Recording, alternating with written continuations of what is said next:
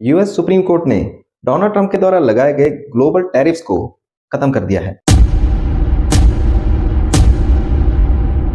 दरअसल Donald Trump ने 1977 के international emergency economic power act के अंडर पूरी दुनिया के ऊपर टैरिफ्स लगा दिए थे, जिस पर यूएस के सुप्रीम कोर्ट का यह कहना है कि उनके पास इन टैरिफ्स को लगाने की अथॉरिटी ही नहीं है, जिसके लिए कांग्रेशनल ऑथराइजेशन चाहिए, यानी कि वहां की पार्लियामेंट की अप्रूवल होनी चाहिए, तभी टैरिफ लग सकते हैं। जिसके बाद से डोनाल्ड ट्रंप सुप्रीम कोर्ट के इस फैसले से खुश नहीं हैं। उन्होंने ये तक कह दिया कि बिना टैरिफ के यूएस बैंकक्रप्ट हो जाएगा।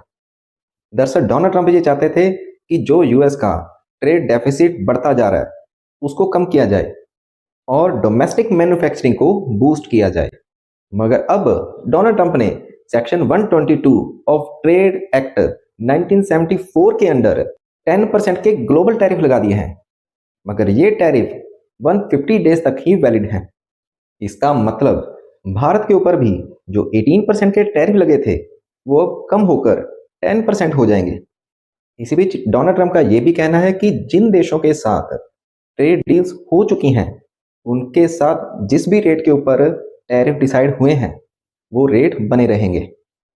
और अगर हम भारत का देखें तो भारत ने और यूएस ने मिलकर अभी तक ट्रेड डील का फ्रेमवर्क रेडी किया है। अभी दोनों देशों के बीच में कोई भी ट्रेड डील नहीं हुई है। इसका मतलब यूएस में भारत के गुड्स के ऊपर 10% के ही टैरिफ लगेंगे। इस मामले के ऊपर आपकी क्या राय है, हमें कमेंट बॉक्स में जरूर लिखें।